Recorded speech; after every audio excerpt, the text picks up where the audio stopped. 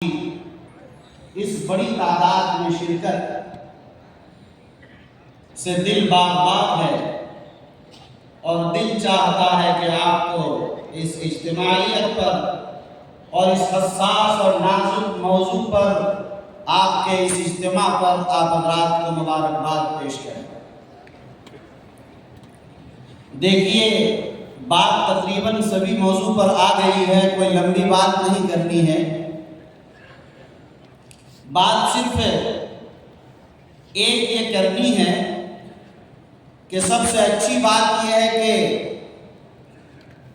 وقف ایک ایسا مسئلہ ہے کہ جس کو لوگ چاہتے ہیں کہ ہم ہڑپ لیں، قبضہ کر لیں اور اس جائیداد کو مسلمانوں سے چھین لیں، لیکن کبھی ہوتا ہے نہ کہتے ہیں کہ غلط جگہ ہاتھ رکھ دیا گیا، تو شاید وقف کا معاملہ ایسا ہی ہے کہ یہ غلط جگہ ہاتھ رکھ دیا گیا۔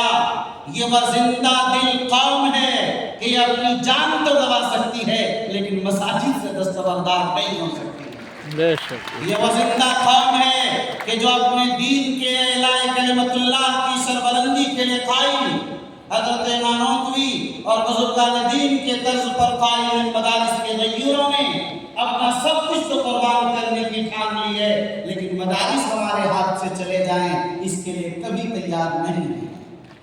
یاد رکھیے، خانقاہیں ختم کر دیے جائیں، مزارات ختم کر دیے جائیں، ہماری قوم اس کے لیے کبھی تیار نہیں ہو سکتی ہیں۔ اس لیے یاد رکھیے یہ مسئلہ حساس اور نازک ترین ہے۔ اذان کا مسئلہ نہیں مائک سے کہ لوگ خاموش ہو جائیں گے، یہ مسئلہ تو جائیدادوں کے چھیننے کا ہے۔ اور حیرت تو اس پر ہوتی ہے کہ کہتے ہیں قانون بنا رہے ہیں ہماری زمین پر، شرم آنی چاہیے۔ ارے زمین ہماری، جائیداد ہماری، سب کچھ ہمارا، قانون آپ کون ہے بنانے والے؟ حقوق میرے بھائی لوگ چھیننے پڑتے ہیں، لینے پڑتے ہیں، جب حقوق دبایا جائے تو حقوق لینا پڑے گا اور میدان عمل میں آپ کو آنا پڑے گا۔ آپ کی اجتماعیت اور آپ کی اتحاد کی اس طاقت نے ملک کی چولیں ہلا کر رکھ دی ہیں اور ملک کی عوام خواص سب کو بیدار کر دیا ہے۔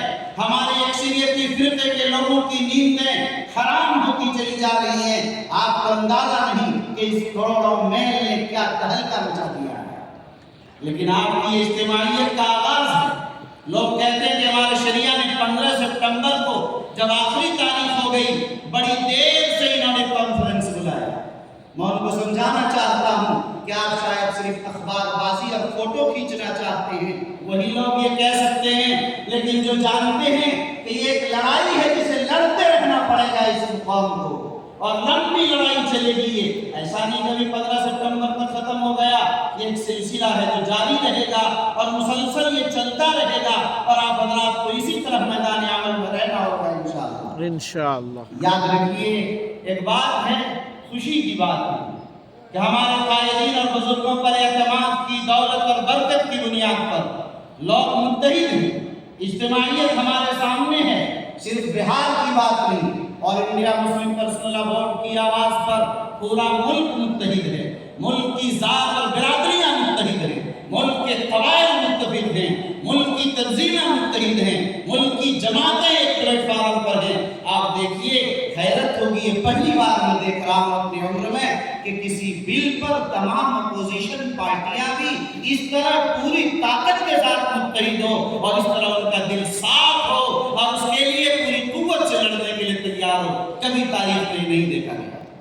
اس لیے مجھے یقین ہے کہ ہمارے مدارس بچیں گے، ہماری مساجد بچیں گی، ہماری خانقاہیں بچیں گی، اور اوقاف کی جائیدادوں کو چھیننے کا جن لوگوں نے ارادہ کیا ہے یہ نہیں بچ پائیں گے انشاءاللہ۔ یاد رکھیے کہ ظلم کی ایک انتہا ہوتی ہے، ظلم کی ایک انتہا ہوتی ہے۔ دین و شریعت پر جب ہاتھ ڈالا جاتا ہے، دین تو قیامت تک کے لیے ہے، لیکن ہاتھ ڈالنے والے قیامت تک زندہ نہیں رہ سکتے۔ اس لیے میرے بھائیوں آپ اچھی طرح سمجھیے اور پوری اتحاد جو آج ہے اس اتحاد کو، اس اجتماعیت کو باقی رکھیے۔ اور میں کہنا چاہتا ہوں یہ لڑائی آج آخری نہیں ہے، 15 ستمبر آخری تاریخ نہیں ہے، یہ تو آغاز اس کی بیدار کرنے کے لیے آپ کو بلایا گیا۔ آپ بیدار ہو جائیے کہ کس طرح ہمیں لڑنا ہے، اپنے حقوق کو لینا ہے، اپنے حقوق کی بازیابی کے لیے ایسا جہد مسلسل کرنی ہے۔ آج اس لیے بہار، اڑیسہ، جھارکھنڈ اور بنگال کے تمام ذمہ داران کو یہ دعوت دی گئی ہے تاکہ اس پیغام کو لے کر وہ جائیں اپنی اپنی آبادی میں، اپنے اپنے علاقے میں ہزاروں لاکھوں کی تعداد کا مجمع کر کے آپ ان کو یہ سمجھائیں، اس سے بیدار کریں تاکہ وہ جانیں کہ ہمارے بزرگوں، ہمارے اسلاف، ہمارے پرکھوں نے جو جائیدادیں ہمیں دی تھی آج ہم ان سے چھینا جا رہے ہیں۔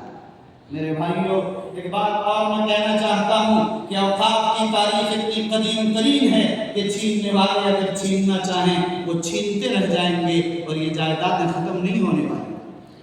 آپ دیکھیے کہ جس طرح انسان کی تاریخ حضرت آدم سے لے کر وہ سلسلہ قربانی کا، صدقے کا، اور وہ مسلسل ایک سلسلہ۔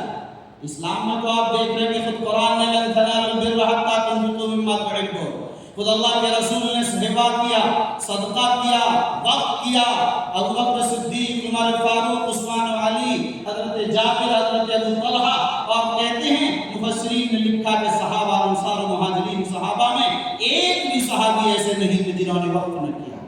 ہر زمانے میں یہ سلسلہ وقت کا رہا، آج تک یہ سلسلہ جاری ہے۔ میرے بھائیوں، آپ حضرات یہ عزم کیجئے، لوگ ہم سے وقت کی جائیدادیں چھیننا چاہتے ہیں، لیکن اس مجمع کو آج یہ عزم کر کے اٹھنا ہے کہ انشاءاللہ ہم مزید آگے بھی اس وقت کے سلسلے کو جاری رکھیں گے اور آئندہ انشاءاللہ وقت بھی ہم کرتے رہیں گے بھائی انشاءاللہ۔ قرآن نے ہمیں وقت کے لیے کہا، انفاق فی سبیل اللہ کے لیے کہا، ہم چلے جائیں گے مگر قیامت تک کے لیے ہمارے لیے صدقہ جاریہ ہوگا۔ اگر یہ سلسلہ جاری ہو جائے، ہمارے مدارس بھی چلتے رہیں گے۔